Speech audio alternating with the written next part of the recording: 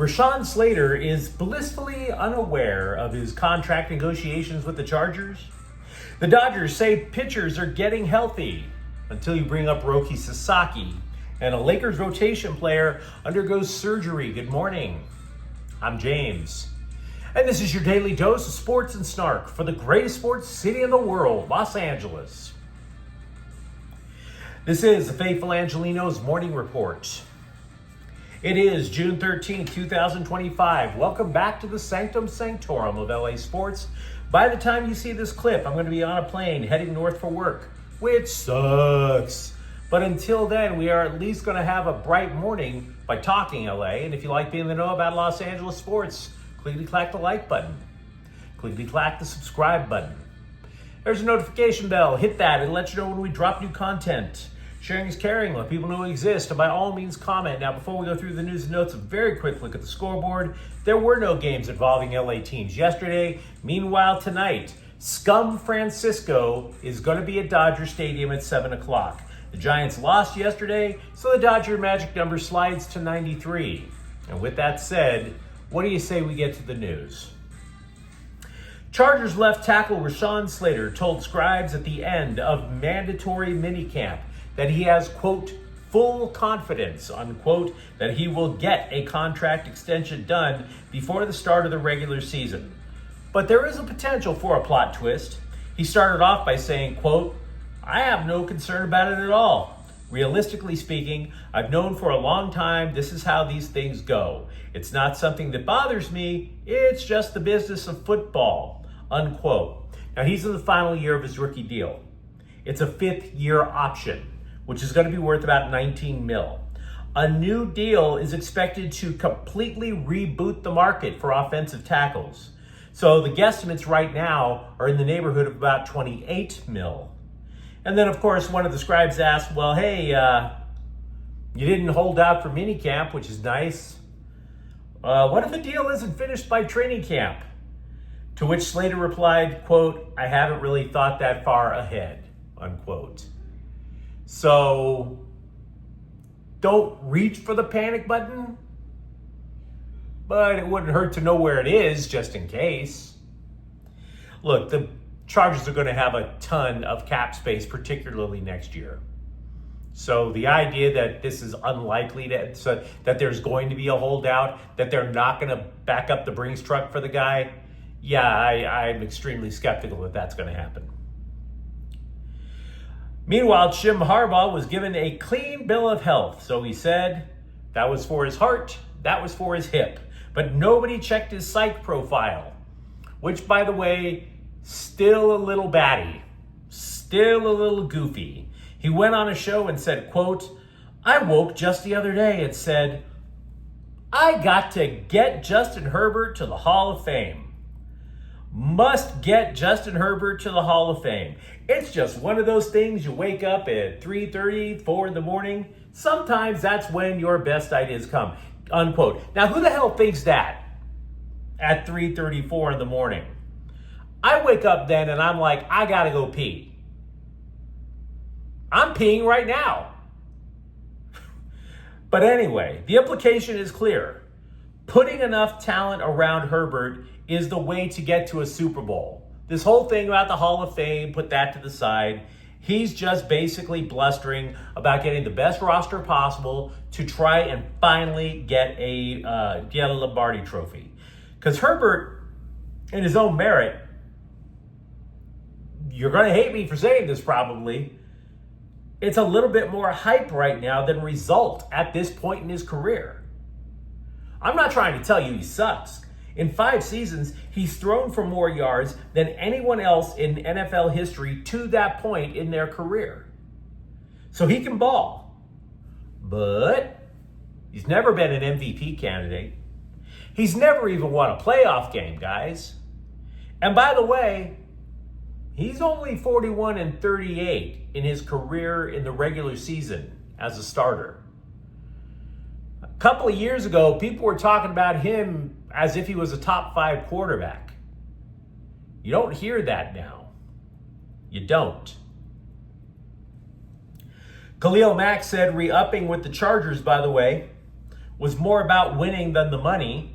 He said that, of course, while staring lovingly at his $18 million contract. Let's be honest, you may have loved playing alongside Joey Bosa, but when you make more than $1 million a game, you're sitting there like, Tuli Tuipulotu, cool, I'll line up with him. Finally, in the latest in an unending parade of pointless lists created by CBSSports.com, they asked the rhetorical question, who is the most underrated player by position in the NFL? Now, quarterback, the scribe chose Matthew Stafford of the Rams.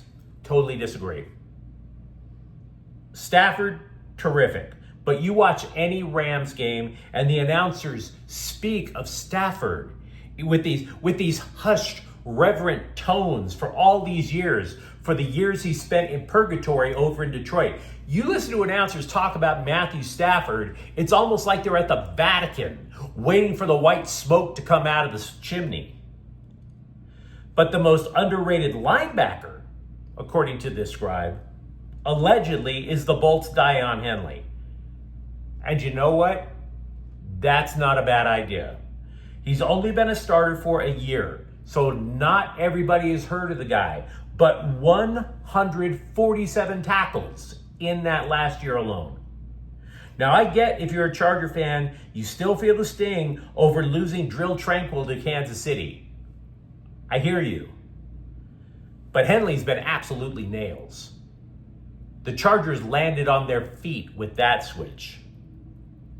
A lot of Chargers news to talk about. Feel free to let me know what you think, of course, in the comments thread.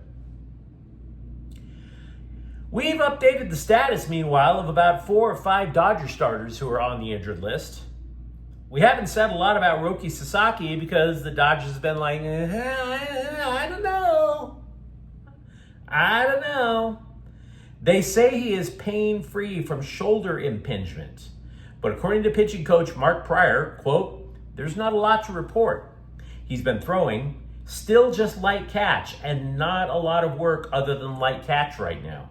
He hasn't gotten to the point where he can put enough intensity to push forward in his progression.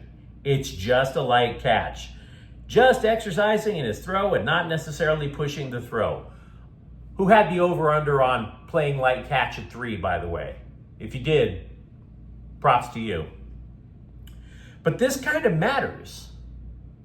He's the youngster of the rotation. You would think his arm would have been pristine before he got to Los Angeles, right? The arm least likely to spontaneously combust even under the tutelage of Mark Pryor. And it didn't happen. How many more of those pitchers have got to get hurt? Yesterday, we mused about where the Lakers will stand with the NBA salary cap. They have a couple of players, one of them being LeBron James, who have a player option that they could exercise on their contract. We don't know what LeBron's decision is going to be, but I'm going to err on the side of Dorian Finney-Smith picking up his option because the dude had ankle surgery. Can't imagine that raises your value in the open market when you're in your 30s and you just had surgery. Finney-Smith has had ankle issues for the last few years. He missed games with Brooklyn before they traded him to LA last season alone. Same rationale, ankle problems. Now the belief is he's going to be pain-free when training camp starts. Either way, the Lakers are going to be just happy if he takes up the option because he was pals with Luka Doncic when both of them were in Dallas. So there's a little familiarity there. I was telling you for a calendar year that it was going to take a little time for sanity to finally kick in with UCLA football. When Deshaun Foster was first hired as head coach, I was telling you guys, all he had to do to make boosters happy, to make Bruins fans happy, was to hold up a giant poster of Chip Kelly, point at it and say, I'm not him. And that would have bought him some time to finally restore common sense to the program. Because, for example, we all knew Chip Kelly would rather play golf than recruit. He probably preferred a prostate exam to recruiting. Either way, just last week alone, Foster has put in the results to match the work. He is reassembling an offensive line through good old-fashioned high school recruiting. He's had 3 in the last week alone. The latest is Cooper Jaworski, a 3-star recruit from San Juan Capistrano. He's now part of the class of 2026. Now, he played right tackle in high school, but he might project to the inside as a collegiate. I even read a scouting report that suggested he might wind up being the center in UCLA's future. Veteran offensive tackle DJ Humphries has signed with the Rams, according to his agent. We have to qualify the report by saying, according to his agent, because Humphries had allegedly agreed to go to Scum Francisco and went back on his word. So until you actually physically see the contract, it's okay to be a little skeptical. I mean, seriously, who does this guy think he is? A Lincoln Riley recruit? Don't expect too much from Humphries, even if he did, in fact, sign the deal. Yeah, he was a first-round pick back in 2015. Yeah, he went to a Pro Bowl. But after 8 years in Arizona, he was last seen getting benched by Kansas City while the Chiefs were making a Super Bowl run. So this dude is a depth piece. He is not a needle mover. But you let me know what you think in the comments thread. Talk to me, for example, about what you think is going to happen with Rashawn Slater when or if he gets that new deal done. And for that matter, are you a little worried about the immediate future of Roki Sasaki? And if you enjoyed the content, don't forget to subscribe to Faithful Angelenos. We're talking LA sports every single day here. Thanks for watching. I'm James. We'll be back tomorrow. Faithful Angelenos is a Kian Corte El Queso production. Take care.